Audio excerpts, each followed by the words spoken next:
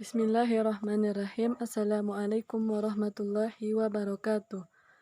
Baiklah, kami dari kelompok 6 yang beranggotakan Ahmad Fadal Haq dengan NIM 2221018.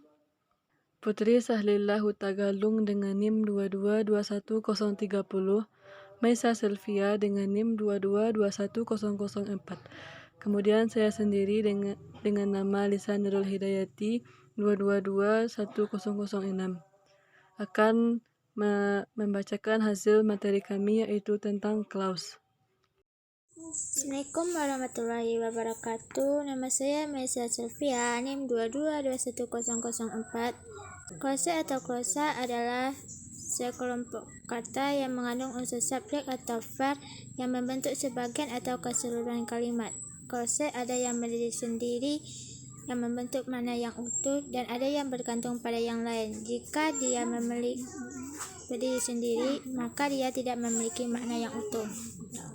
Baik, saya Putri Sahlillah Hutagalung dengan NIM 2221030 akan melanjutkan presentasi dari saudari Maisa, yaitu jenis-jenis clause. Jenis-jenis clause terbagi menjadi dua. Yang pertama yaitu independent clause atau main clause yang artinya bebas atau tidak bergantung.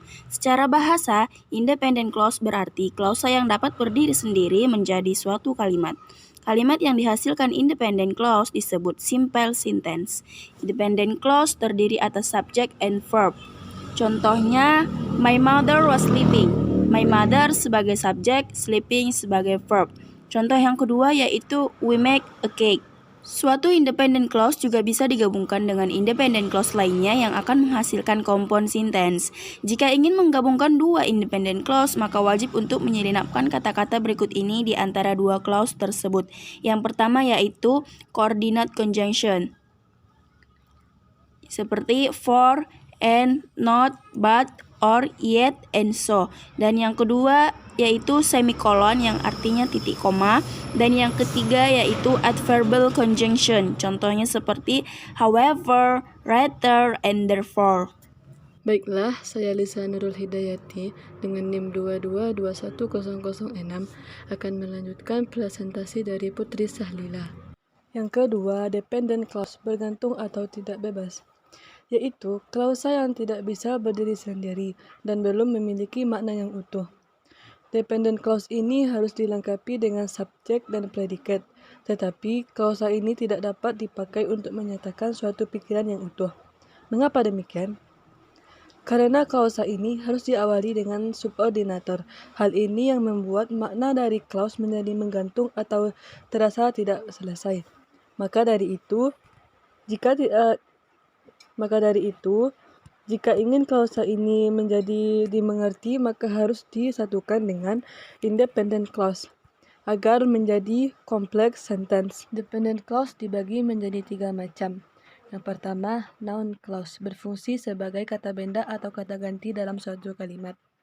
Yang kedua, adjective clause, berfungsi untuk menjelaskan noun atau pronoun yang ada pada independent clause. Polanya, subjek ditambah verb ditambah relative pronoun atau relative adverb. Example, he likes the painting that I just made. Yang ketiga, adverbial clause, berfungsi untuk memberikan informasi mengenai verb, adjective atau adverb yang ada di independent clause. Polanya, subjek ditambah verb ditambah subordinator conjunction. Example, she was danced when you left.